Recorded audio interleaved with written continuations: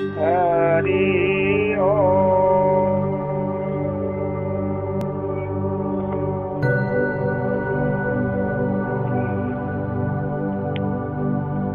गुरुर्ब्रह्मा गुरुर्विष्णु गुरुदेवो महेश्वर गुरु साक्षात् परं ब्रह्म तस्मै श्री गुरवे नमः।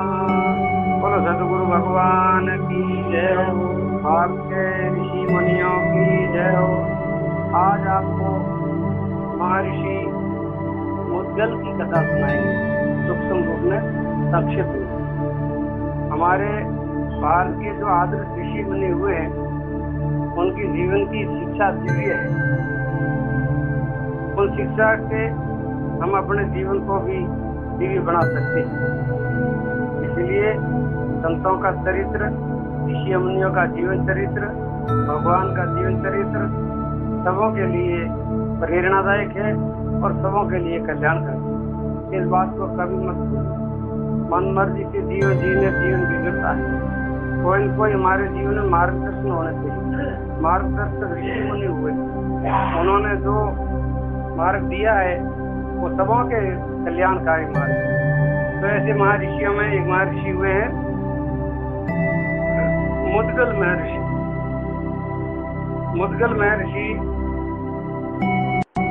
बड़े ही त्यागी ऋषि थे। वे किसी से कुछ मांगते नहीं थे। ये बहुत बड़ी बात है। मांगन मरण समान है, मत मांगो कोई भीख, मांगन से मरना भला, ये है सदगुरु की सीख। मांगने वाला हमेशा के लिए वो छोटा होता है और देने वाला हमेशा के लिए बड़ा होता है। तन के काज के कारण मांगत आवे निदाज। अगर दूसरों के हित के लिए, दूसरों की भलाई के लिए आप कुछ मांग भी सकते हो तो वो बात अलग है। लेकिन अपने स्वार्थ के लिए, अपने सुख के लिए, अपने लिए कुछ मांगना, ये छोटेपन की पहचान है। कभी नहीं मांगना। तो उन ऋषि का ऐसा सिद्धांत था, वो किसी से कुछ मांगते नहीं अपने लिए। उन्होंने तिलोस्मृति को अपनी जीविका बना लिया था। तिलोस्मृति का मतलब होता है जब खेत कट जाते हैं, किसान गिरे हुए अन्न को भी सुन ले जाते हैं, तब जो दाने खेत में बिखरे रहते हैं, बचे रहते हैं, उन्हें सुन कर के वे ले आते हैं। खेत में गिरे हुए दानों को चील कहते हैं। इसलिए उन दानों पर जीविका चलाने वाले इलाज कहे जाते हैं। अन्न के बाजार में दुकानदार जब दुकानें बंद कर देते हैं, धान की मंडी में, अनाज की मंडी में, और दिन भर अनाज लेते हैं, बेचते हैं, तो इधर उधर जो दाने गिर जाते हैं खेत, और शाम को जब वो दुकान बंद कर देता है, और जो गिरे हुए जो दाने होते हैं और उन बिखरे हुए दाने जो रह जाते हैं, उन्हें दुकानदार या सामान्य लोग नहीं सुन पाते। बस उन्हें दानों को उच्च कहते हैं। उन दानों पर जो अपना निर्वाह करते हैं उसे उच्च वृत्ति कहा जाता है। जो खेत कटने पर खेत के दाने सुन लावे और दूसरे समय बाजार में बिखरे दाने सुन करके काम चलावे, इसीलिए उनको कहते हैं तिलोस्मृति। ये हमारे ऋषियों की भाषा है, संस्कृति शब्द है। हाँ, तिलोस्मृति से ही अपना जीवन निर्वाह करते थे। अब ऐसा निर्वाह करने वाला व्यक्ति को संग्रह की थोड़ी सोचेगा। बस आज मिल गया, इतना दाना खा लिया, बहुत है, 24 घंटे मस्त भजन करो, सब करो, और फिर कल देखा जाएगा कि कहीं से बाजार में थोड़ा दाना बीन कर ले आएंगे, सुन करके ऐसे पैसे पास में रखते नहीं है, संग्रह कुछ रखते नहीं है, केवल भगवान के भरोसे हो जाते हैं। महर्षि मुद्गल गृहस्थ थे, उनके परिवार भी था, ऋषि ज्यादातर गृहस्थी ही होते थे, लेकिन होते थे बड़े तपस्वी। इसलिए उनको चिलोस्मृति के काम चलाना पड़ता था, किंतु उन्होंने नियम बना रखा था कि कभी भी 34 शेर से अधिक अन्न इकट्ठा नहीं करेंगे। 34 शेर काफी होता है। शेर में आधा किलो होता है, आधा किलो से कम होता है, मतलब को कौन किलो कम होता है। हाँ, तो वो इतना ज्यादा से ज्यादा 34 शेर, हाँ 16 का 100, तो मतलब लगभग इतना 700 ग्राम। वो इतना बीण बीण करके संग्रह करते थे। वो किसके लिए? खुद के लिए, खुद के परिवार के लिए और आने वाले अतिथि के लिए। इससे ज्यादा संग्रह नहीं करते। कुछ खेती नहीं करते थे, धंधा नहीं करते थे, व्यापार नहीं करते थे, और कुछ साधना करते। खुद भूखा न रहे, परिवार भूखा न रहे, और आया गया अतिथि भूखा न जाए, इतना अनाज वो बीण करके ले आते थे। सुन से साईं इतना दीजिए या मैं कुटुंब समाए, मैं भी भूखा न रहूं, संतन भूखा जाए। ऐसी उनकी वृत्ति थी, ऐसा उनका स्वभाव था। अपने पूरे परिवार के साथ वे महीने में केवल 2 दिन अमावस्या और पूर्णिमा को भोजन करते थे।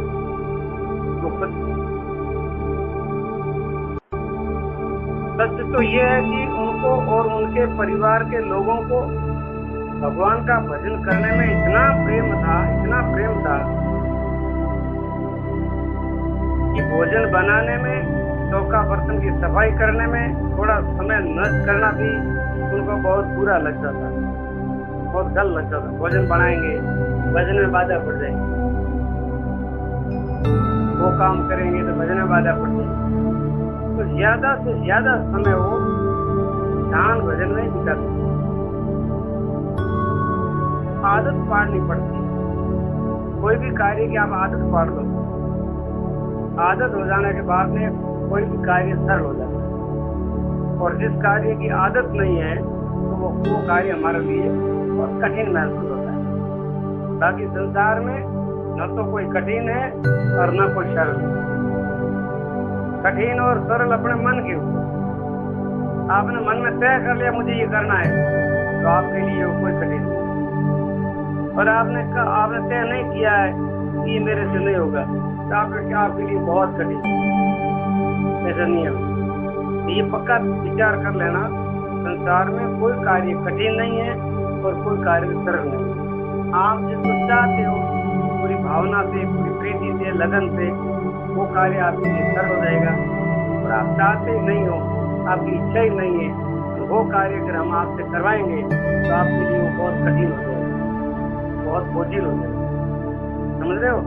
उसमें आपकी रुचि हो, आपकी भावना हो, आपकी लगन हो, तो वो कार्य वो सरल हो जाता है और उसमें सफलता भी जल्दी मिलती है।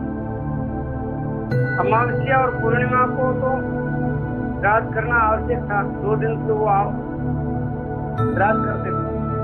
श्राद्ध के लिए भोजन बनाना ही पड़ता था। अतः उसी दिन अपने परिवार के साथ महर्षि मुद्गल भोजन भी करते थे। 15 दिन में एक बार भोजन करते थे। अच्छा समझो 15 दिन का उपवास।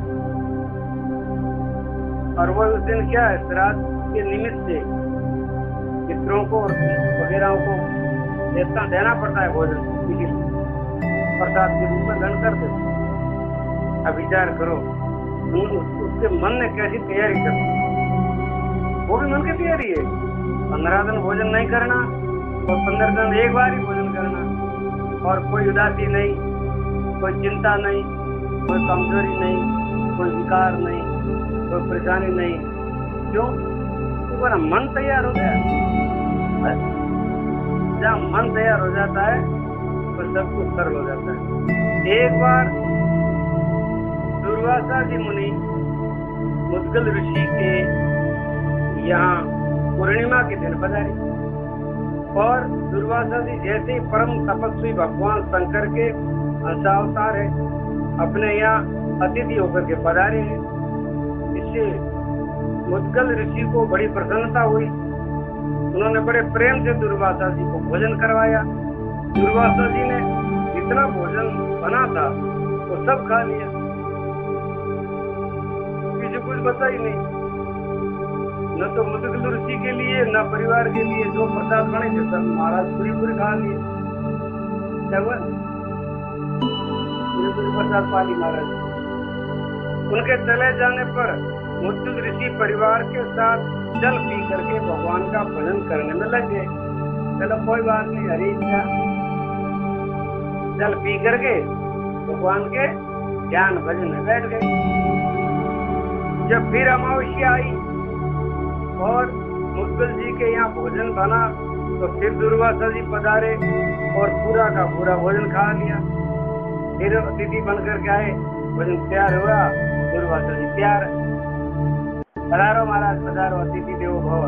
महाराज भोजन प्रसाद, हाँ भोजन प्रसाद तो पाएंगे बेटा, हाथ लगा दिया और भोजन प्रसाद पूछते गए। महाराज भोजन प्रसाद पाते गए, पूरा का पूरा पा लिया। कुछ नहीं बचा और 15 दिन का उपवास उठाई और 15 दिन का और हो गया। अमावस्या के महाराज आएंगे तो 1 महीने का उपवास हो गया। इतना पवित्र अन्न उन्हें भला दूसरी किसी जगह कहाँ मिलता? ऐसा शुद्ध भोजन, ऐसा पवित्र भोजन, किलो स्मृति का लाया हुआ भोजन बहुत पवित्र होता है। अब अपने को ऐसा करने से बड़ी शर्म आती है, अपन ऐसा नहीं कर सकते, लेकिन ये बहुत बड़ी विशेष बात है वेदों की शास्त्रों। वो भोजन बड़ा सात्विक होता है, बड़ा पवित्र होता है, और जो सात्विक भोजन करता है उनकी बुद्धि भी सात्विक होती है। तो रजोगुणी भोजन करता है उनकी बुद्धि राजसी होती है, रजोगुणी होती है, और तामसी भोजन करते हैं उनकी बुद्धि तामसी होती है। सत्वगुणी बुद्धि भगवान के नजदीक होती है, धर्म के नजदीक होती है और कल्याण के नजदीक होती है। रजोगुणी और तामसी बुद्धि संसार के निकट होती है, काम क्रोध में फंस जाती है, लोभ मोह में फंस जाती है, अहंकार में फंस जाती है, राग में फंस जाती है और ऐसे संसार के माया दल में फंस जाती है। तो जीव बेचारा रजोगुण और तमोगुण के अधीन होकर के जीव नरक में जाता है। इसलिए जीवन में सत्वगुणी बुद्धि को बढ़ावा और सत्वगुणी बुद्धि के लिए सत्वगुणी भोजन, सात्विक भोजन हो, ब्रह्मचर्य का पालन हो, स्वाध्याय हो, नित्य होता हो। रोज आप स्वाध्याय थोड़े करते हो, आप पढ़े लिखे हो, रोज गीता का चिंतन मनन करो, कभी दर्शनों का उपनिषद पढ़ो, कभी वेद पढ़ो, ऐसे कभी स्वाध्याय बच्चे से किताब पढ़ो, इससे बुद्धि पवित्र होती है महाराज। ऐसे बुद्धि पवित्र नहीं रहेगी और बुद्धि कब गंदी होती है, कब मैली होती है, आपको पता ही नहीं चलता और आप चले जाते हो तामसी राजसी बुद्धि को लेकर के चले जाते हो और सात्विकता खत्म हो जाती है और जीवन धीरे धीरे बहुत गंदा हो विकृत हो। पता है आपको, मैं आपको याद दिलाता हूँ, ये संत ऋषियों की कहानी आप लोगों को याद दिलाती है। आप कहीं भटक न जाओ, आपका जीवन कहीं गंदा न हो जाए, आपके जीवन में कोई विकार न आ जाए,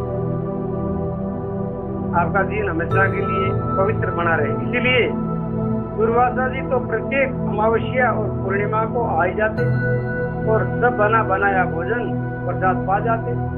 मुद्गल ऋषि और उनके परिवार के लोग दोबारा भोजन बना करके भजन का समय खोना नहीं चाहते। अब दोबारा भोजन बनाए तो समय भी डबल लगता है। तो वो कहते हैं ये बहुत बड़ा घाटा है, अगर भजन बराबर नहीं हुआ तो बड़ा नुकसान है। अब भोजन भी नहीं और भजन करना है। अब देखो बिना भोजन भजन भी कठिन टाइप से होता है और सरलता से नहीं होता है।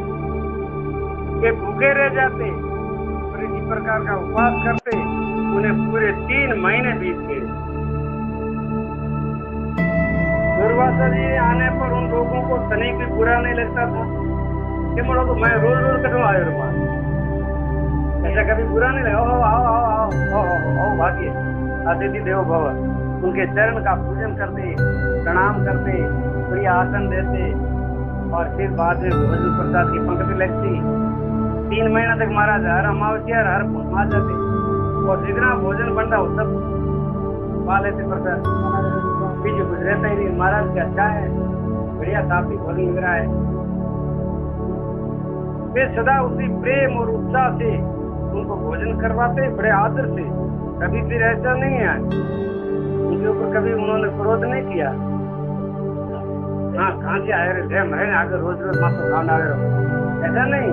बड़े आदर से बड़े प्रेम से उनकी पूजा करके अहोभाव से कि हमारा अहोभाग्य ऐसे संतों का दर्शन हमारे घर में आना, हमारा जीवन धन्य हो गया, हमारा घर पवित्र हो गया। जैसे ऋषि आगे हम इतना अंदर से प्रेम भाव, ऐसे प्रेम से जो उनका आदर करते थे। महर्षि मुद्गल धैर्य, ध्यान रखना, धैर्य तपस्या और धर्म दे करके देवराज इंद्र ने उन्हें देने के लिए एक स्पेशल प्राइवेट विमान इंद्र ने इसके लिए मुद्गल ऋषि के लिए देवताओं ने देवदूतों ने आकर के प्रार्थना की, प्रभु आप अपने परिवार सहित विमान में विराजिए और बैठ करके स्वर्ग में पधारिए। ये आपके लिए इंद्र ने स्पेशल रथ भेजा है। क्या बात, बड़ी निराली बात है। हाँ देखो, पहला दुख भोगे नहीं तो सुख ही सुख है। पहला थोड़ा सुख भोगने के लाभ चला गए तो सुख ही दुख है।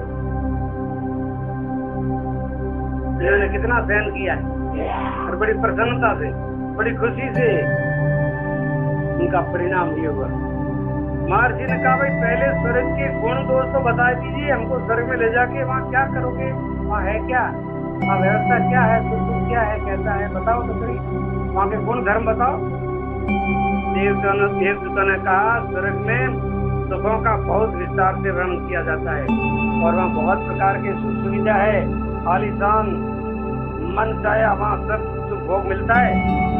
हाँ, किंतु अंत में बताया कि वहाँ भी दैत्यों के आक्रमण का भय तो रहता है, बाकी सब ठीक है, लेकिन वहाँ पे दैत्य जब बलवान हो जाते हैं तो स्वर्ग के ऊपर धावा बोल देते हैं और कई बार देवताओं को वहाँ से घसीट करके बाहर निकाल देते हैं और स्वर्ग के ऊपर राक्षस अपना आधिपत्य जमा लेते हैं। तो वहाँ वो खतरा है, बाकी सब ठीक।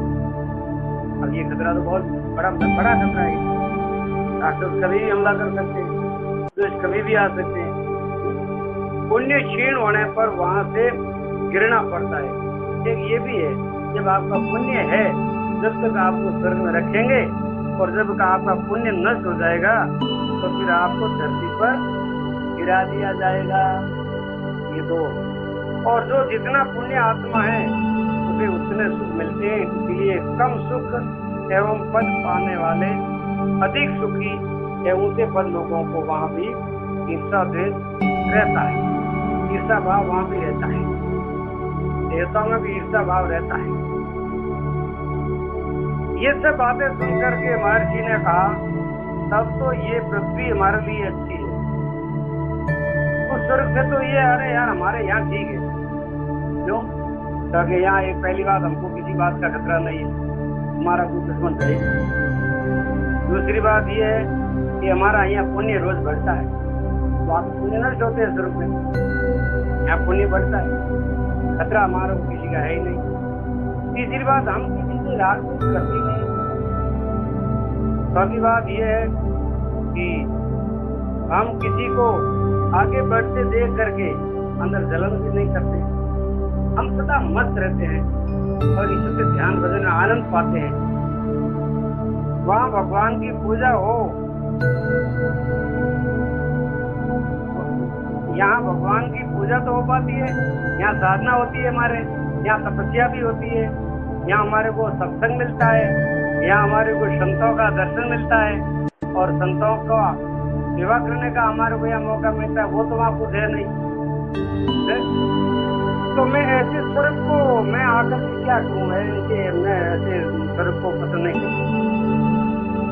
राम परमाणा भेजिया वाचत कबीरा रोय, क्या करूँ मेरी बहन को वहाँ साथ संगत नहीं होए, वहाँ संतों का संग नहीं है तो हमारे लिए वो कोई वैकुंठ नहीं है।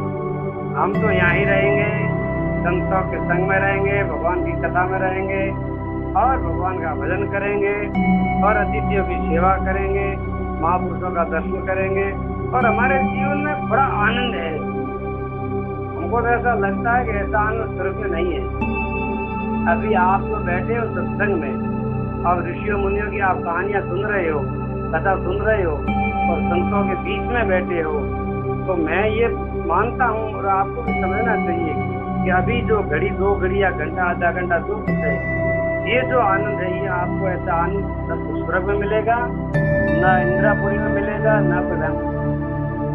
सबसे बड़ा आनंद यही है कि जब जीवन में सत्संग मिल जाती है, संतों का सेवा सानिध्य मिल जाता है, तो अध्याय करने का अवसर मिल जाता है हमारा।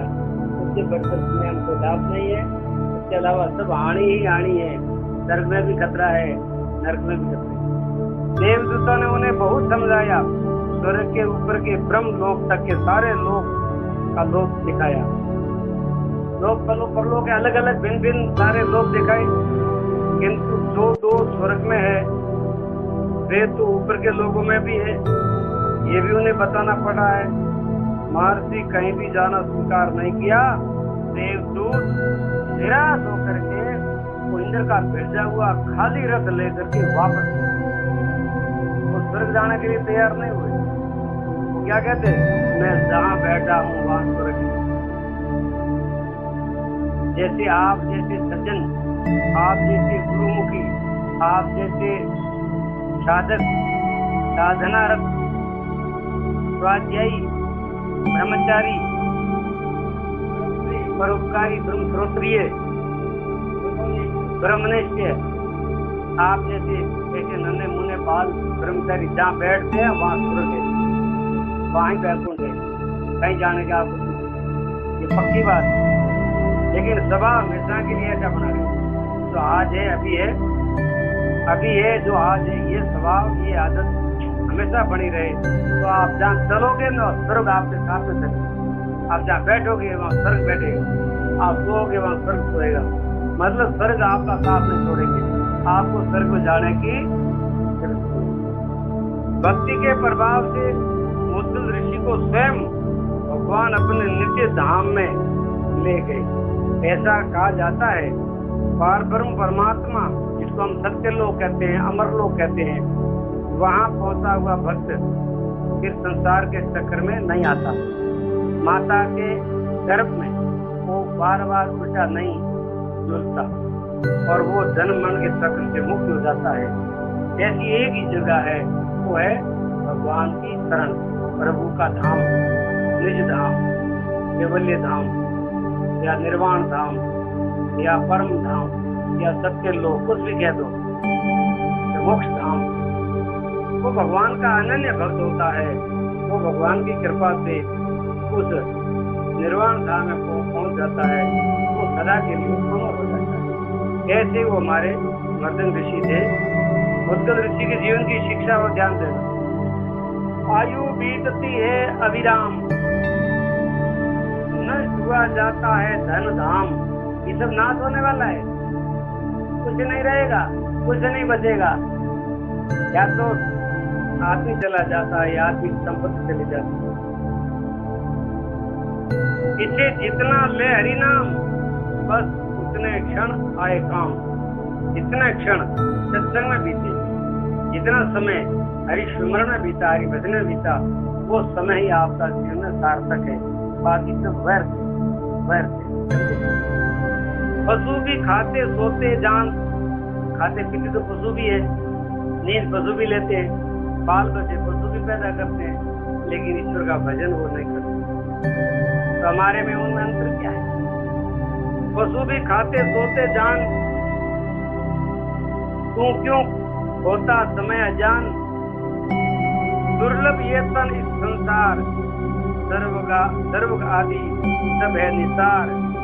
प्रभु की कृपा मिली है ये देह, ऐसा सुंदर जीवन प्रभु की कृपा से मिला। ये देवों को भी दुर्लभ ऐसा अपने को मिला है, जीवन अमूल्य है। इस नर से नारायण बन जाओ, जीव को शिव बना दो, पुरुष को पुरुषोत्तम बन जाओ, परम धाम की प्राप्ति कर लो, जीते जी जीवन मुक्ति का अनुभव कर लो।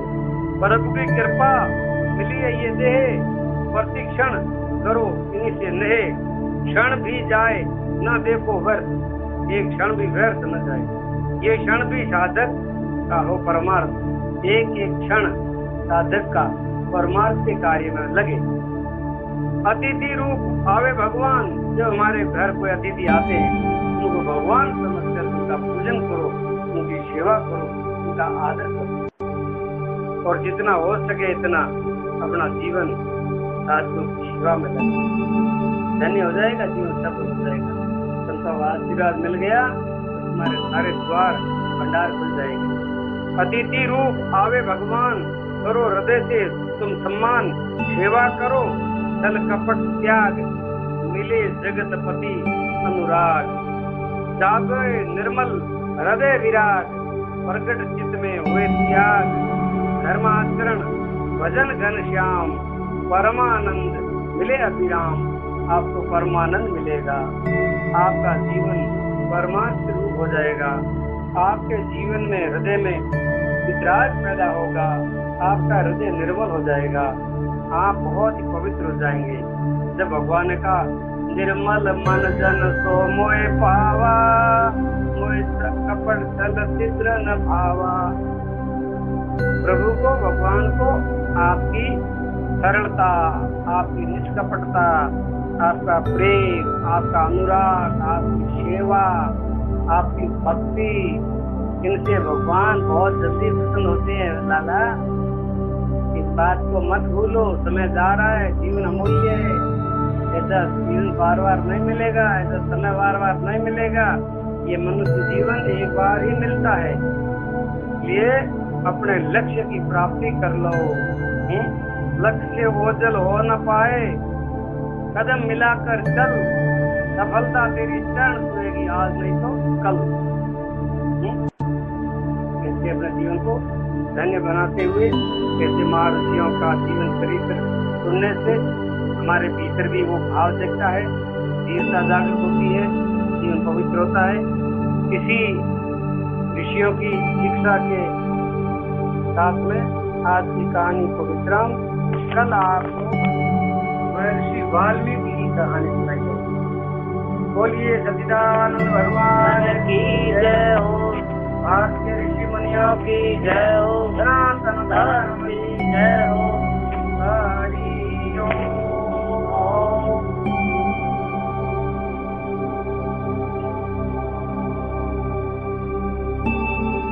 हरि ओम।